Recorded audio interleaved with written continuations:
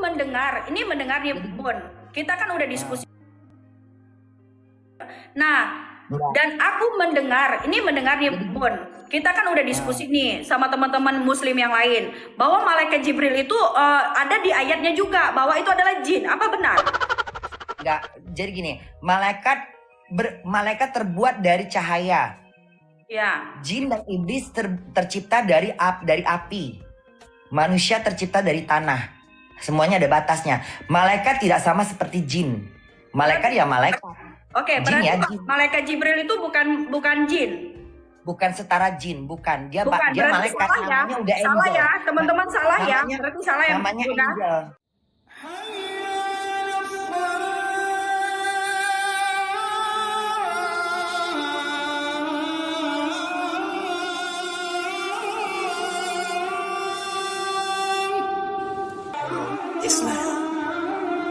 Islam, that's the word.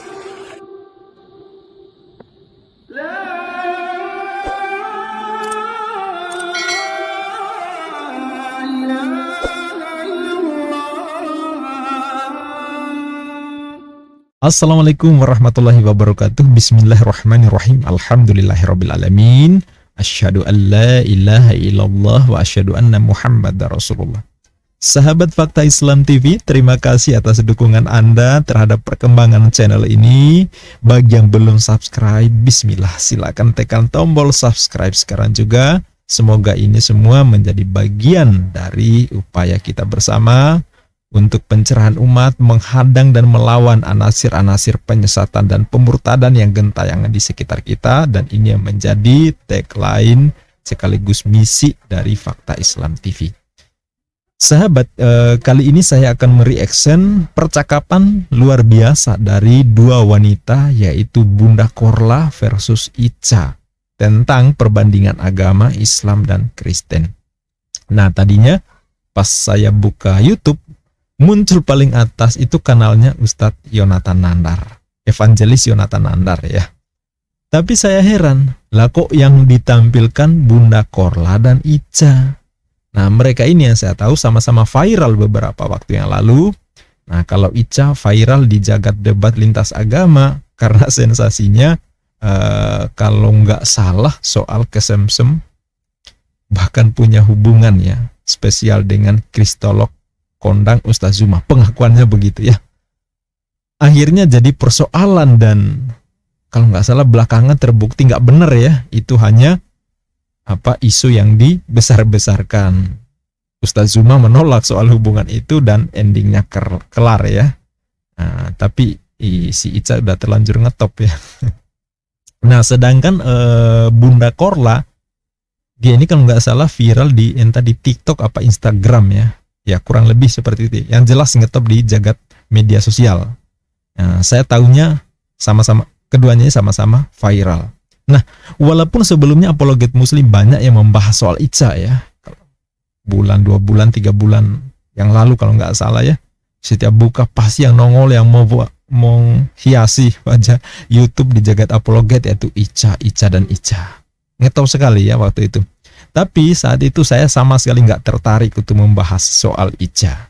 Ya, nggak pernah saya tertarik jadiin Ica ini di konten di channel ini, nggak pernah ya. Kalau lihat video saya nggak akan menemukan itu membahas tentang Ica. Nah, saya sama sekali nggak tertarik membahas gosip pribadi, kecuali tertarik dengan publik ya, khususnya lagi umat Islam. Nah, tapi begitu juga soal Bunda Korla ya. Ketika sering nongol di jagat pemberitaan, saya juga sempat nengok apa sih yang dia omongin, kok begitu ngetop ya. Itu penasaran juga saya. Nah, jadi beberapa waktu yang lalu sempat saya nengok itu. Nah, ternyata saya simak beberapa menit itu saya nggak menarik ya. Menurut saya nggak tertarik. Saya nggak tertarik. Yang lain tertarik ya itu hak. Tapi saya nggak tertarik ya karena berbeda dengan konsen saya. Menurut saya itu hanya orang iseng ya. Orang iseng terus mempublikasikan aktivitas pribadinya, ocehan-ocehannya yang mungkin unik ya, mungkin unik sehingga jadi perhatian publik. Nah, tampilannya juga gitulah ya. Nah, intinya saya nggak tertarik membahas soal Ica atau Bunda Korla di channel ini. Nah, makanya ketika muncul wajah dua sosok itu di kanalnya Apologet Ustadz Yonatan Nandar, saya mikir, sejak kapan Ustadz Nandar bahas gosip soal selebriti? Selebritis medsos ya. Nah, kenapa gitu ya? Ternyata bukan gosip, sahabat. Bukan gosip. Dua wanita ini justru membahas hal yang menarik juga menjadi konsen saya. Yang dibahas pun hal-hal yang mendasar dalam doktrin keagamaan. Dan yang bikin saya kaget, saya nggak pernah nyangka ternyata Bunda Korla seorang muslimah. Bukan hanya muslim, dia juga bisa menjelaskan pemahaman dasar tentang Islam. Nah, makanya saya rada bengong juga sebentar. Kok bisa ya? Saya nggak tahu kalau dia muslimah, asli nggak tahu kalau dia muslimah, ya. Dan ternyata di balik tingkahnya yang selengean, ternyata dia paham dan dia bisa menjelaskan apa yang dia imani. Dan penjelasannya pun benar, ya. Walaupun beberapa hal tidak benar-benar tepat, istilah-istilah, terutama di istilah-istilah yang dia sampaikan, memang ada beberapa yang meleset, tetapi secara mendasar dia paham. Ya, secara konten dia paham sesuai dengan apa yang dia imani. Dan yang istimewa adalah dia bisa menjelaskan. Tidak semua orang loh bisa menjelaskan seperti dia, ya. Soal penciptaan, soal malaikat Jibril, soal pewahyuan Al-Quran, soal mushaf, soal nabi, perbandingan dengan Kristen. Menurut saya cakep banget ya, Bunda Korla keren. Ya, ini yang menarik bahwa nggak semua orang loh bisa menjelaskan secara baik seperti yang dilakukan oleh Bunda Korla ini. Ya, saya nggak tahu persis dia latar belakang seperti apa, tapi saya dengar apa yang dia sampaikan itu menarik dan dia bisa menjelaskan. Nah, makanya saya tertarik mereaction percakapan Ica dan Bunda Korla ini. Ya, saya bukan bahas dari sisi gosipnya, tetapi dari konten percakapan mereka, dan ini keren menurut saya. Dan maaf sahabat, mungkin di berbagai sesi percakapan mereka akan saya selak dengan komentar ya, karena ini adalah video reaction. Ini video reaction, bukan video primer ya sahabat. Jadi jangan protes kok Mimin banyak ngomongnya. Ya iyalah, kalau nggak diselingi komentar, ntar dijewer YouTube ya. Karena dianggap konten reupload ya. Dianggap reupload video orang tanpa menambah nilai apa-apa. Nah, jadi harap dimaklumi, beginilah peraturan di YouTube ya. Jadi apa yang saya pahami terhadap apa yang mereka percakapan akan saya komentarin dari sisi pandangan saya terhadap konten yang mereka angkat. Nah, baik sahabat, langsung kita simak apa yang mereka bahas dan gimana komentar saya menyikapi percakapan mereka. Ini dia. Aku mendengar nih Bon, kita kan udah diskusi. Nah, dan aku mendengar nih Bon, kita kan udah diskusi nih sama teman-teman muslim yang lain, bahwa malaikat Jibril itu ada di ayatnya juga, bahwa itu adalah jin. Apa benar? Enggak, jadi gini, malaikat terbuat dari cahaya. Ya. Jin dan iblis tercipta dari api. Manusia tercipta dari tanah. Semuanya ada batasnya. Malaikat tidak sama seperti jin. Malaikat ya malaikat. Oke, Jin berarti ya, jin. malaikat Jibril itu bukan jin. Bukan setara jin, bukan. Dia Bukan, dia berarti malaikat, salah ya. namanya udah angel. Salah ya, teman-teman salah ya. Namanya- Berarti salah ya. Namanya Bukan? angel. Namanya angel. Dari awal sini Ica sudah ngaco ya. Nggak mungkin muslim menyatakan seperti itu. Nggak mungkin dia mendengar dari pihak muslim mengatakan bahwa malaikat Jibril adalah jin. Beda ya. Jadi dalam Islam malaikat versus jin itu makhluk yang beda golongan. Malaikat ya. Makhluk yang hanya taat pada Tuhan Sang Pencipta. Itu dalam iman Islam. Nah, sedangkan jin dan manusia itu punya kehendak bebas, bisa taat, bisa kafir, atau membangkang atau ingkar, melakukan perlawanan. Itu jin dan manusia. Jin ketika dia membangkang, maka dia masuk golongan iblis. Binaannya namanya setan. Ya, sedangkan yang mereka tetap taat pada Allah, ya tetap masuk jin, nggak berubah karakter seperti itu. Sedangkan di Kristen Ya, mengenal iblis juga, setan dikenal juga Lucifer ya. Cuma dalam keimanan Kristiani, malaikat itu bisa membangkang. Ya, Lucifer itu malaikat yang jatuh, malaikat membangkang yang tidak taat pada Tuhan, melakukan pemberontakan terhadap Tuhan, menentang apa yang ditetapkan oleh Tuhan. Ya, itu yang saya pahami. Jadi perbedaan keyakinan soal ini. Jadi dalam Islam penegasannya nggak ada malaikat yang menentang Tuhan, sedangkan di Kristen ada malaikat yang menentang, yaitu masuk iblis ya, Lucifer itu ya. Oke, kita lanjut.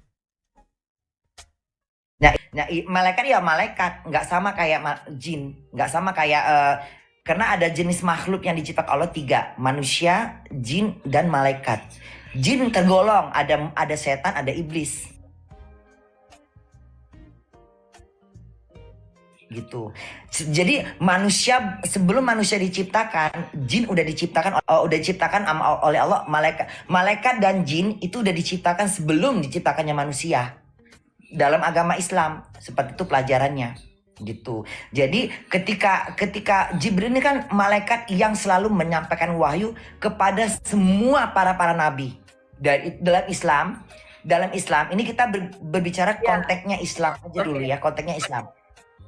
Di dalam Islam, Yesus itu adalah Nabi Isa. Dalam Islam, ini kamu jangan campur dulu. Dalam Islam, konteksnya kena surat Maryam. Ada surat Maryam. Nah, Islam. Jadi di dalam agama Islam, Nabi Jibril inilah yang selalu menyampaikan wahyunya terhadap nabinya. Ya, ada koreksi di sini, bukan Nabi Jibril tapi malaikat Jibril. Dari mulai Nabi Idris, Nabi Daud, Nabi Sulaiman, Nabi Yakub, Nabi Isa, Nabi Musa, Nabi Isa, sampai akhirnya Nabi terakhir Nabi Muhammad. Nabi Muhammad inilah Nabi terakhir yang diperuntukkan seluruh umat. Jadi bukan hanya untuk umat Islam, tapi seluruh umat. Tetapi perpecahan belah di antara umat untuk memegang teguh kepada setiap agama itu kan sudah dari dulu, dari mulai Yahudi, dari mulai Nasrani, dari mulai Islam, itu udah terjadi dari dulu. Jadi sudah namanya keyakinan. Jadi kita nggak bisa memaksa keyakinan orang. Dalam Islam juga punya keyakinan dalam memihak kepada para ulama. Misalnya satu contohnya ada sekelompok yang percaya dengan pelajaran rizik gitu, percaya. Terus ada lagi yang percaya sama beberapa ulama, misalnya Ustadz Abu Somad gitu. Itu udah biasa.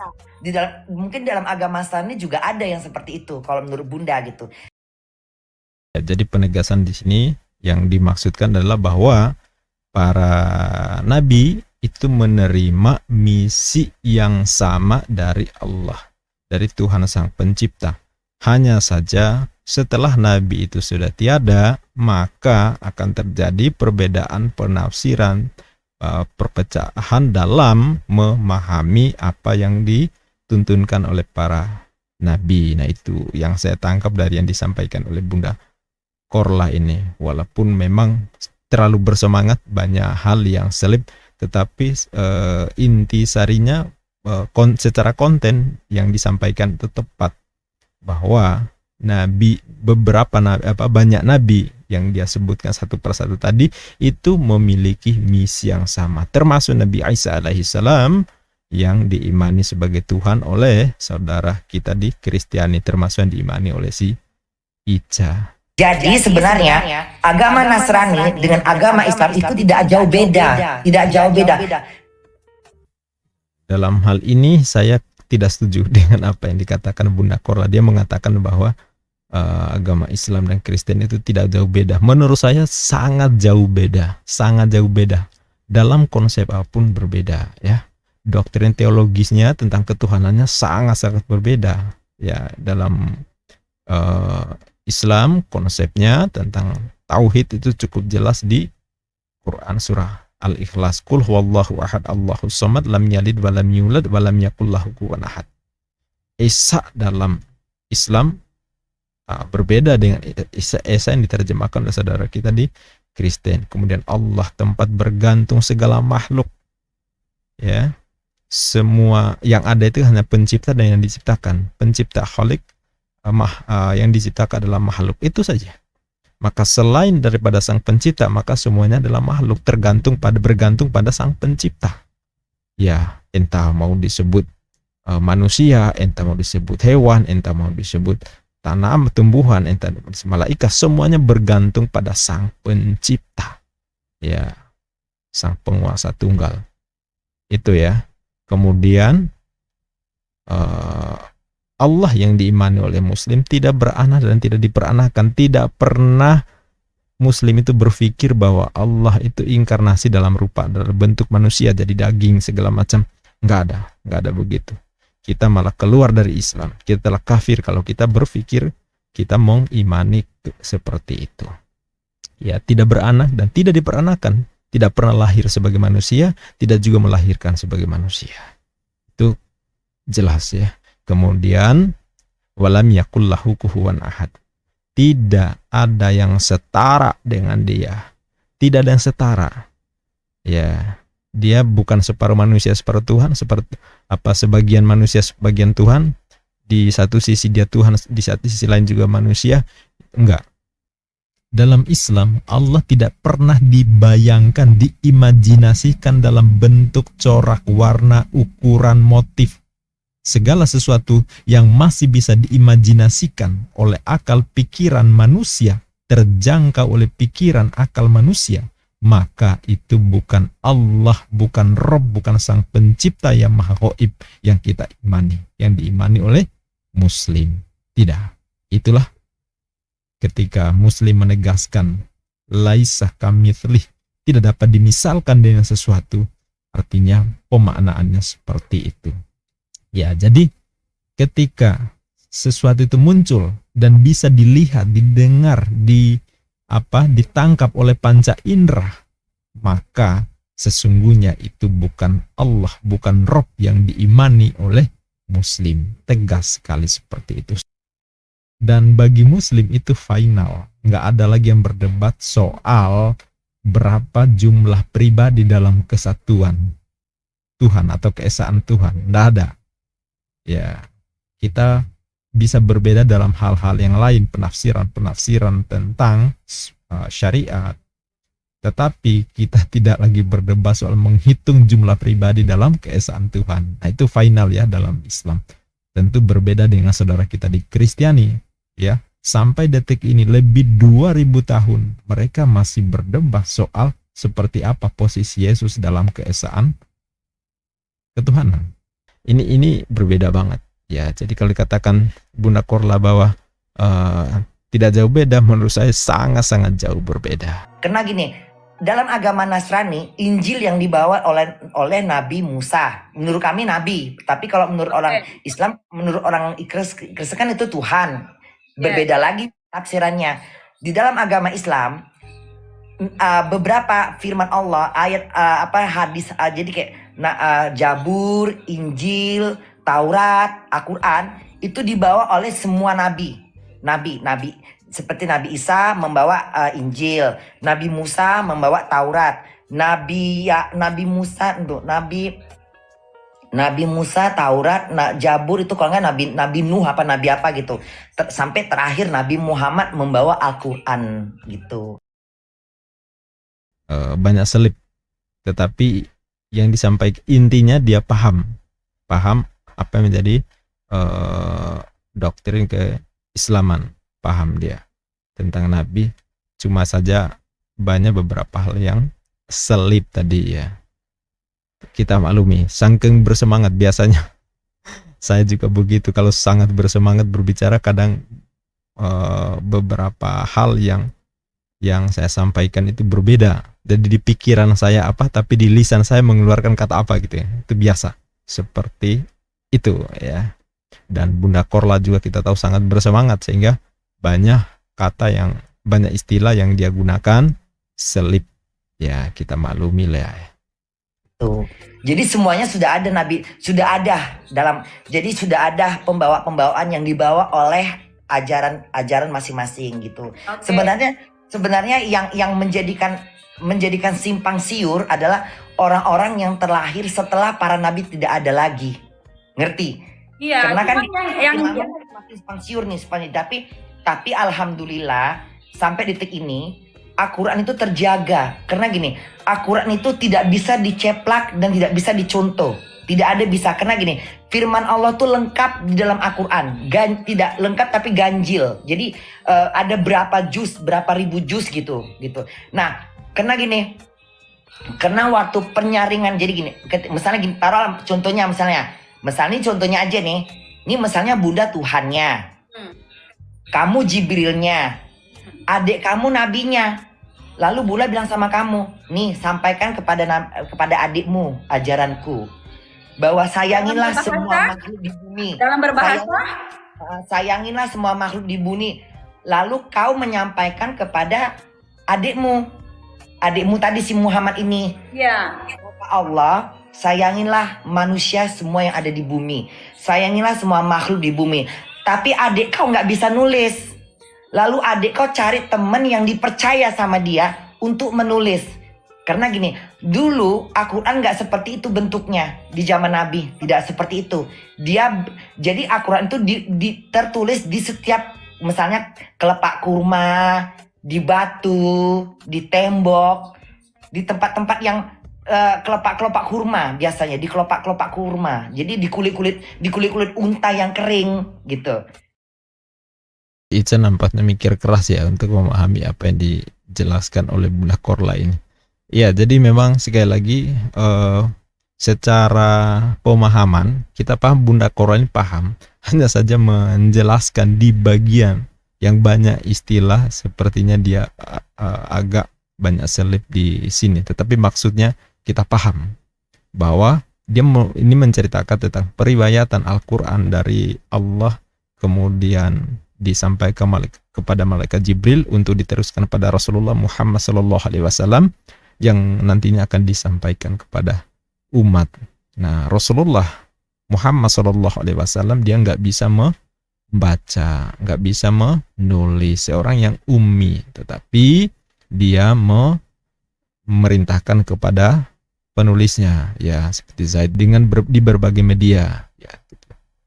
Yang saya tahu itu pelepah kurma, bukan kelepah. Ya, tapi kita memahami ya apa yang disampaikan Bunda Korla. Yang penting intisarinya pesannya nyampe. Hanya saja istilah yang digunakan banyak yang selip, ya kita maklumi. Saya anggap itu terlalu bersemangat.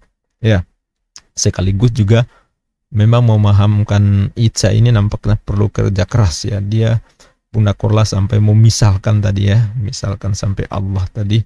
Ya memang kalau kita dalam Islam agak problem di situ ya. Ya laisa kamitslihi. Tapi maksud dia bukan untuk memisalkan Allah, tetapi bagaimana memahamkan metodologi agar si Ica ini memahami alurnya dari A sampai Z, analoginya itu tepat. Jadi Bunda Korla cukup kerja keras di sini bagaimana mencari cara untuk memahamkan si Ica. Tapi kalau nampaknya si Ica masih bengong, masih ya mungkin cerdas juga, cuma mungkin agak lambat menangkapnya ya. Bukan bodoh, bukan ya, tapi nampaknya dari sisi memahaminya agak sedikit lambat. Nah, sehingga belepotan Bunda Korla ini menjelaskan, tapi nampaknya kurang begitu ditangkap dengan baik. Oke, kita lanjut. Itu yang bis Nabi Muhammad. Ya, enggak, sahabat Nabi Sahabatnya. Muhammad, sahabatnya. Jadi Muhammad menyampaikan dari Jibril. Allah berkata, sayangilah semua makhluk di bumi ini. Misalnya satu contoh gitu. Lalu Nabi Muhammad menyampaikan kepada temannya ini mencari cari kelapa kurma. Dia tulis di situ. Lalu sekian banyaknya yang ditulis itu dikumpulkan, jadilah satu ayat, jadi satu firman. Jadi satu firman, satu ayat gitu kan. Itu dikumpul-kumpul. Yang dipertanyakan gini loh Bunda, yang kita pertanyakan gini. Nah, bagaimana caranya malaikat Jibril ini berbicara dengan Nabi Muhammad, sedangkan ini kan tidak tahu, Nabi Muhammad kan tidak tahu gitu. Jibril itu dia bisa menyerupain siapa aja dengan izin Allah. Dia Iya, bisa menyerupai. memang benar karena dia kan malaikat. Nah, karena dia malaikat berbicara seperti bagaimana manusia berbicara. Iya, tapi bagaimana Sehingga- cara menyampaikannya gitu? Karena Ya, kan kita kan nggak Jibril pernah. turun dong ke bumi itu untuk memberikan wahyu. Karena sebelum-sebelumnya wahyu yang datang melalui Jibril.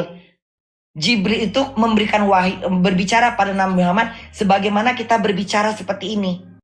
Ya, saya suka yang penjelasan bagian ini. Ya, Bunda Korla lugas menjelaskan bahwa malaikat Jibril itu dia menyerupai manusia sehingga bisa berdiskusi, bisa berdialog seperti halnya manusia yang satu dengan manusia yang lain. Sebenarnya pesannya sudah tepat apa yang disampaikan Bunda Korla. Tetapi kita lihat Ica, mungkin paradigmanya Ica, malaikat itu bukan seperti manusia. Ya memang bukan seperti manusia, tapi dengan izin Allah. Dan Bunda Korla menegaskan menggunakan kata dengan izin Allah. Ini keren.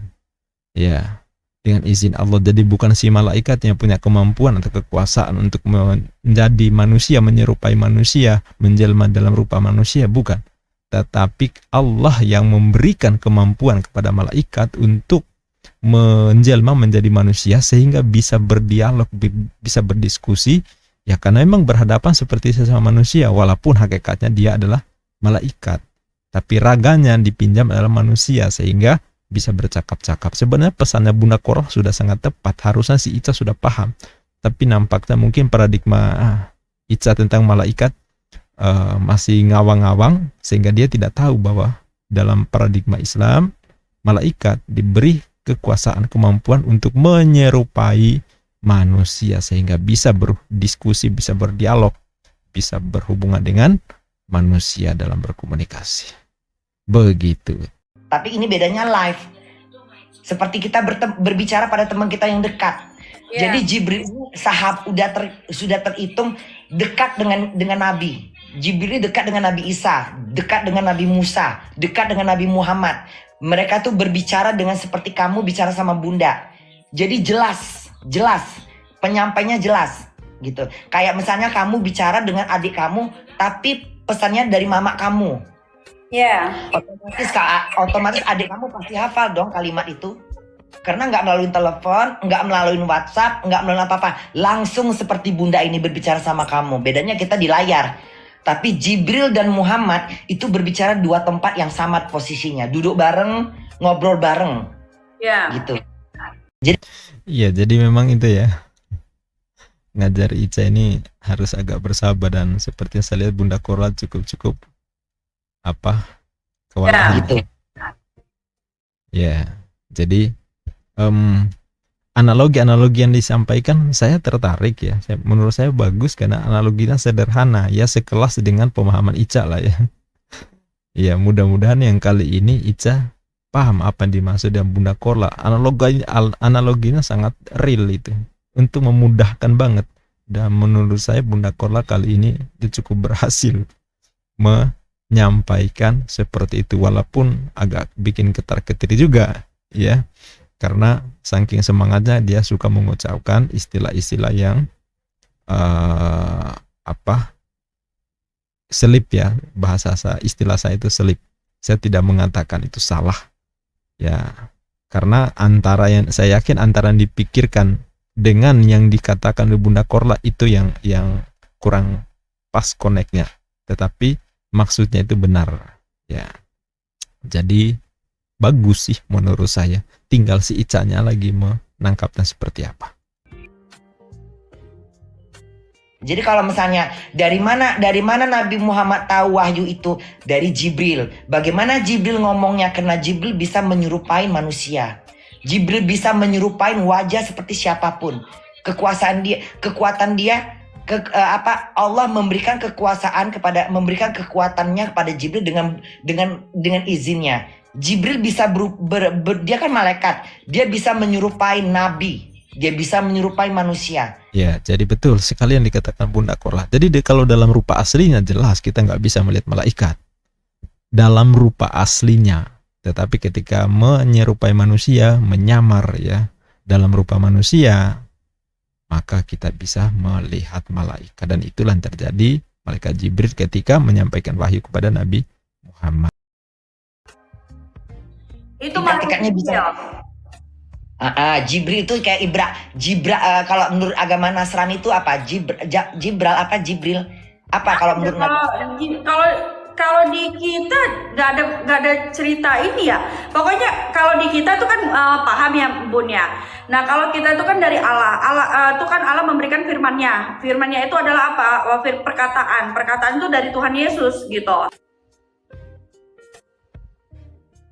Kata Ica tadi bahwa nggak ada itu, sebenarnya secara tersirat ada ketika di Injil Lukas ya, ketika malaikat Gabriel mendatangi Maria mengabarkan tentang akan melahirkan Yesus yang bernama Immanuel, itu kan ada itu malaikat Gabriel. Jadi ini perbedaan istilah dalam Islam itu Jibril dalam bahasa Arab itu Jibril, sedangkan di Bible itu Gabriel. Nah, dalam bahasa Arab itu nggak ada huruf G. Nah, jadi baca Jibril. Seperti Hajar dalam bahasa di Islam gitu. Hajar. Sedangkan di Perjanjian Lama di Yahudi menyebutnya Hagai atau Hagar. Oke, kemudian kalau Ica mengatakan bahwa Allah yang berbicara langsung kepada manusia, ya, yang dibagi oleh Yesus sebenarnya ketika mengakui bahwa Yesus itu menyampaikan kepada manusia, ketika mengatakan bahwa Yesus adalah Allah itu sendiri, sebenarnya agak problem, berbeda dengan apa yang menjadi kesaksian Yesus. Kalau baca di kitab Injil di Yohanes 12:49 kemudian 17 ayat 8 itu sangat jelas kok.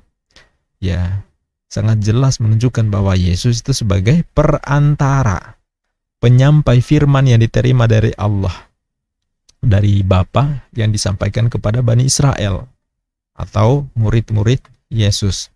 Ya, seperti di Yohanes 12:49 kan sangat jelas kita bisa baca, segala perkataanku bukan dari diriku sendiri, tetapi Bapa yang mengutus aku, dialah memerintahkan aku untuk mengatakannya. Kurang lebih seperti itu, dan aku sampaikan. Itu pernyataan Yesus sendiri. Penegasannya bahwa yang dikatakan Yesus bukan maunya Yesus sendiri, tetapi dia, ya Yesus hanya menyampaikan apa yang diperintahkan oleh Bapa untuk menyampaikannya. Ya. Kemudian di Yohanes 17 ayat 8 juga menjelaskan hal yang sama. Segala firman yang telah engkau sampaikan kepadaku, telah kusampaikan kepada mereka. Jadi Yesus menerima firman yang diterima dari Allah, dari Bapa, dari Tuhan Sang Pencipta, kemudian disampaikan kepada murid-muridnya. Artinya Yesus menyampaikan firman, bukan Yesus yang jadi firman yang jadi manusia, seperti di Yohanes 1 ayat 1 sampai 14 itu. Ayat Yohanes 1:1 sampai 14 dibanding dari Yohanes 12:49 17 ayat 8, menurut saya lebih valid di Yohanes 12:49 17 8. Kenapa? Itu mengutip perkataan Yesus sendiri. Sedangkan Yohanes 1:1 sampai 1:14 itu masih diperdebatkan di para ahli di Kristen itu sendiri, bukan Islam, tapi di Kristen sendiri. Ya, malah seperti di ayat Yohanes 1:1, pada mulanya firman bersama-sama dengan Allah dan firman adalah Allah. Kemudian di ayat 14 adalah menjadi manusia, hidup di antara kita, kurang lebih seperti itu. Nah, ayat itu kan sebenarnya sampai sekarang masih diperdebatkan juga. Malah ya ayat Yohanes 1:1 yang sangat-sangat ngetop itu dinyatakan sebagai himne platonis, ya, himne platonis yang kemudian belakangan dimasukkan di dalam Injil Yohanes. Artinya di dulunya itu nggak ada itu. Salah satu yang mengatakan itu adalah Santo Agustinus, karena pengakuan Yesus di Yohanes 17:8 12:49 mau dikemanakan? Kan Yesus sendiri mengaku menyampaikan firman yang diterima dari Allah. Berarti Kalau Yesus itu firmannya jadi manusia, berarti kan sejak ada Yesus, firman Allah nggak ada lagi. Karena sudah jadi Yesus. Apa yang disampaikan Yesus adalah firman Allah itu sendiri. Langsung. Tapi nyatanya Yesus mengaku menerima firman lalu disampaikan kepada murid-murid. Berarti Yesus hanya perantara. Perantara, media, jalan. Ya, jalan kebenaran dan hidup. Ya, tidak seorang pun yang datang pada Bapa tanpa melalui aku. Jalan perantara Yesus. Bukan Tuhan itu sendiri, bukan Allah itu sendiri yang langsung bercakap-cakap pada manusia, tetapi lewat perantara Nabi Yesus. Sebagaimana disebutkan di 4 penulis Injil menjelaskan bahwa Yesus seorang Nabi. Ya, kalau kurang jelas silakan buka juga di Kisah Para Rasul 2 ayat 22. Oke, kita lanjut. Nah, jadi makanya adalah Alkitab itu langsung. Menurut Nasrani seperti itu. Iya. Dalam Islam juga sama. Allah memberikan ucapannya, kata-katanya, firmannya kepada Jibril. Jibril menyampaikan firman itu kepada Nabi Muhammad. Caranya bagaimana, Bunda? Jibril duduk berdua dengan Nabi Muhammad dalam berkata-kata. Jadi istilah kata gini. Tapi salah gini loh, Bun. Kalau yang kita ini ya, Bun ya.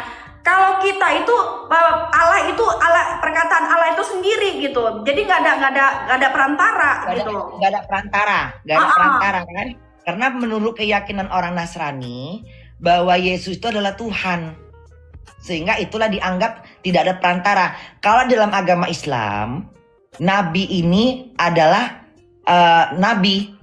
Nabi itu maksudnya apa, Bunda? Nabi itu adalah yang dihakkan oleh Allah, yang diberikan amanah oleh Allah untuk menyampaikan agamanya. Jadi kayak menyampaikan Alkitabnya.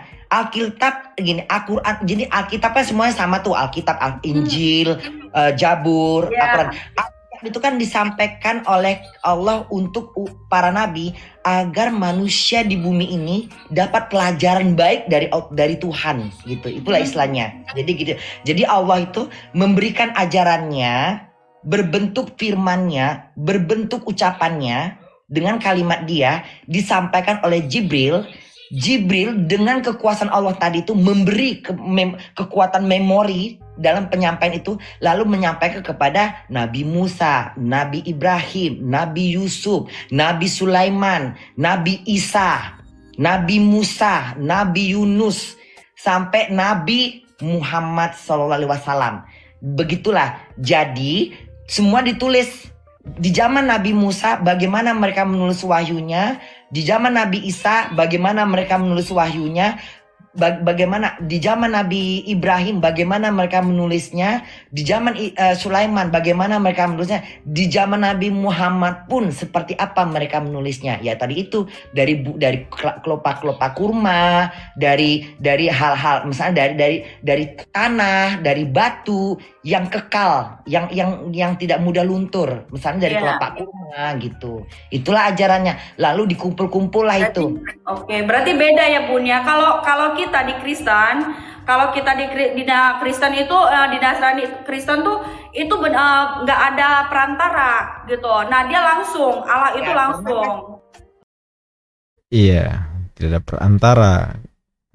Katanya doktrinnya memang seperti itu, doktrinnya.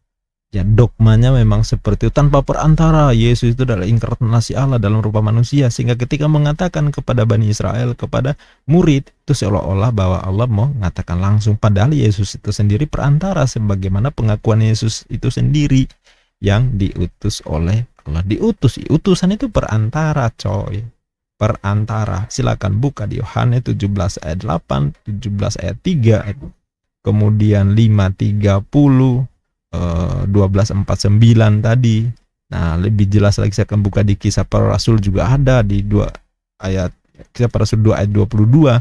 Masih banyak sekali perkataan Yesus di Perjanjian Baru menyatakan dirinya sebagai perantara. Nah, ini dia. Kita baca di Yohanes 17:8, sebab segala firman yang engkau sampaikan kepadaku, ya, segala firman itu kan perkataan Allah yang engkau ini kan Bapa, sampaikan kepadaku, ini Yesus. Jadi firman Allah sampaikan kepada ku melalui Yesus ya, dan telah ku sampaikan kepada mereka. Mereka itu adalah murid-murid Bani Israel ya, dan mereka telah menerimanya ya. Mereka tahu benar-benar bahwa aku Yesus datang dari kepadamu Bapa. Aku Yesus datang daripadamu Bapa, dan mereka percaya, mereka ini murid-murid, bahwa engkaulah Bapa yang telah mengutus aku Yesus. Ayat ini membantah semua klaim yang mengatakan bahwa Yesus adalah firman yang jadi manusia. Nah ini jelas sendiri Yesus menerima firman dari Bapa, sedangkan Yesus menyampaikan, meneruskan firman itu kepada Bani Israel. Seperti yang saya katakan tadi, kalau Yesus itu adalah firman yang jadi manusia, sementara di sini Yesus sendiri justru diperintah untuk menyampaikan firman Allah. Pertentangan dong. Nah, kalau Yesus jadi firman, harusnya nggak ada lagi perkataan seperti ini, karena apa yang dikatakan Yesus adalah sudah jadi firman, karena Yesus adalah firman itu sendiri. Nah, sementara Yesus mengatakan menerima firman dan itu diteruskan. Ya, apa bedanya dengan nabi-nabi sebelumnya? Dalam keyakinan Islam sama. Nabi Musa, Nabi Daud sama misinya ya. Nabi Isa sama, hanya utusan Sang Pencipta menyampaikan firman-Nya kepada umat manusia tentang keselamatan. Seperti itu. Jadi kesaksian atau keyakinan penjelasan Isa tadi dibantah oleh Yesus sendiri di Yohanes 17 ayat 8. Karena kan dalam agama Nasrani itu, Bunda nggak mau campur dalam agama ini. Iya, persoalan betul. memang nggak perlu diperdebatkan. Betul. Karena menurut versi menurut agama Nasrani bahwa Yesus itu adalah Tuhannya. Jadi otomatis ucapannya langsung. Dalam agama Islam, Tuhan kami Allah, Nabi kami Muhammad. Tapi nabi dalam agama Islam tuh 25 yang diakuin, yang dilihat, yang nyatanya. Sampai nabi terakhir Nabi Muhammad, adiknya Nabi Musa, adiknya Nabi Isa, Nabi Muhammad. Ini 2 terakhir. Terakhir. Nah, begitu. Karena kan kalau versi menurut agama Nasrani, Tuhannya kalian itu kan Yesus. Yes. Ya kan? Ada Tuhan Roh Kudus, ya kan? Enggak, itu satu, Bun. Satu. Iya, Allah itu sendiri, Allah Bun. itu siapa? Allah itu bapaknya Allah dalam agama Enggak, Nasrani. Allah itu satu. Ibaratnya begini, Bun. Kalau Allah itu Bapa itu sama, itu satu. Jadi misalkan Apa arti kalimat Bapa Tes dalam agama Nasrani? Sampai di sini ketika menjelaskan ini, saya yakin muter blunder. Dan bukan hanya Ica, pendeta pun ketika menjelaskan ini akan muter. Bagaimana secara hitungan 3, Bapa, Putra, Roh Kudus, tapi dihitung 1. Ya, pada mulanya firman bersama-sama dengan Allah adalah firman adalah Allah. Itu sendiri sudah membingungkan. Ya, sampai hari ini, sampai detik ini, ketika kita minta penjelasan seperti itu pasti muter. Lebih 2000 tahun, udah masuk abad 21, belum final. Bagaimana sih konsep penjelasan yang sebenarnya? Ya, apalagi Ica ya. Saya yakin yang nyimak juga kan nggak ngerti apa yang dijelaskan oleh Ica ini. Arti kalimat Bapa dalam agama Bapa itu Allah Bapa itu satu. Allah Bapa itu maksudnya bapaknya dia atau kalimat lain? Bukan. Allah Bapa itu satu ini. Misalkan saya ini, Bun. Saya ini satu. Satu. Iya. Dalam Islam satu juga Allah. Tetapi kalau ini kan kalau misalkan di dalam Muslim kan Nabi Muhammad perantara dalam Al-Qur'an, Ya, tetapi kalau di dalam Kristen tidak.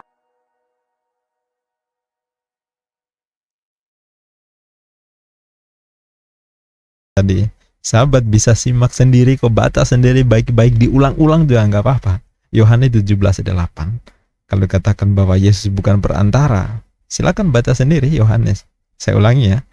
Ini pernyataan Yesus ya, kesaksian Yesus, sabda Yesus. Sebab segala firman yang engkau sampaikan kepadaku telah kusampaikan kepada mereka, dan mereka telah menerimanya. Mereka tahu benar-benar bahwa aku datang daripadamu, dan mereka percaya bahwa engkaulah yang telah mengutus aku. Nah, sebab segala firman ini perkataan Allah yang engkau ini Tuhan, Bapa, sampaikan kepadaku, kunya ini Yesus. Telah ku sampaikan, kunya ini Yesus, kepada mereka ini Bani Israel, mereka ini murid-murid Yesus. Dan mereka, Bani Israel atau murid-murid Yesus, telah menerimanya. Menerima apa yang difirmankan oleh Allah melalui Yesus.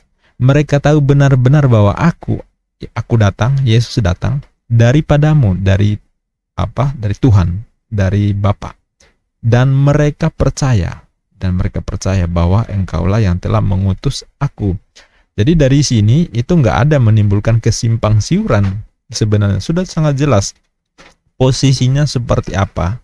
Jadi kalau membaca ayat ini aja itu sudah cukup menjelaskan bahwa posisi Yesus seperti apa, perantara.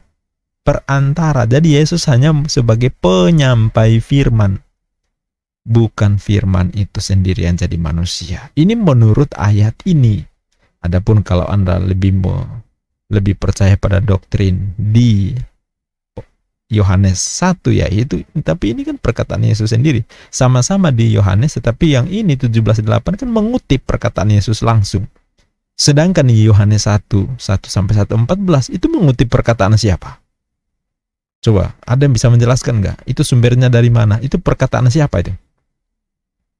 Ya, sedangkan yang di sini adalah kutipan, pernyataan, kesaksian Yesus sendiri keluar dari lisan sendiri, Yesus sendiri yang ditulis oleh penulis Injil yang diberi label sebagai Yohanes ini.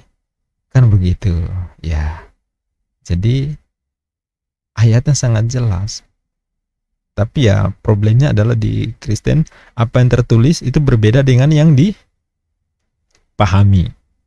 Nah, ketika mereka menjanjikan ayat, mereka tidak begini maknanya. Jelas-jelas begini mau diapain?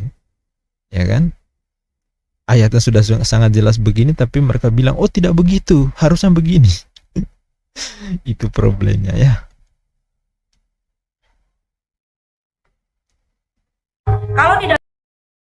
Kalau di dalam kekristenan, Jadi gini, firman Allah itu sendiri. Kalau jadi pengertian Bunda gini, dalam agama Nasrani bahwa Tuhan kalian itu menyampaikan wahyu tidak pelantara, langsung dari Tidak, mulutnya. langsung.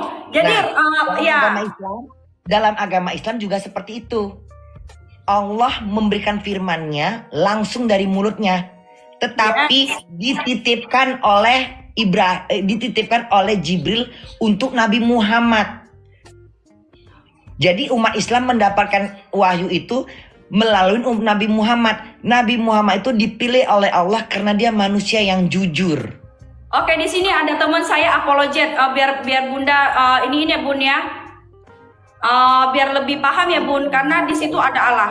Ya udah gini aja deh, mungkin pembahasannya agak ribet nanti kalau masalah agama.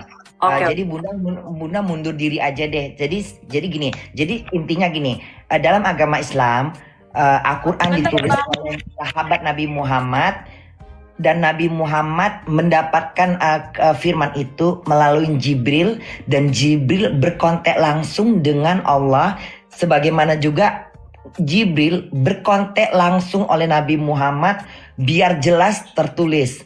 Lalu Nabi Muhammad menyampaikan kepada sahabatnya firman tadi itu dikaji, ditulis lagi gitu. Nah, ada perbedaan ya Bun ya, di sini ada perbedaannya. Perbedaannya itu di sini yang saya tangkap nih dari pembahasan dari Bunda dari awal sampai ini, yang saya tangkap itu ada memang perkataan firman Tuhan, firman Al-Quran itu adalah firman Allah sendiri.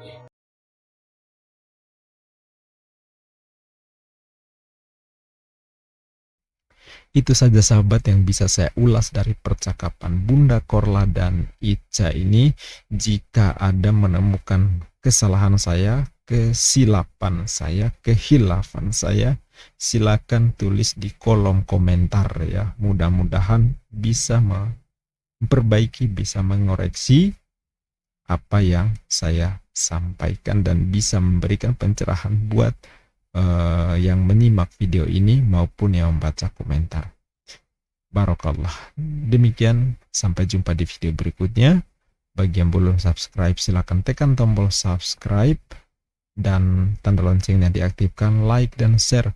Mudah-mudahan dari apa yang Anda lakukan bisa juga memberikan pencerahan buat yang lain, menjadi media dakwah untuk memberikan informasi tentang Islam kepada siapapun lewat berbagai media tentunya.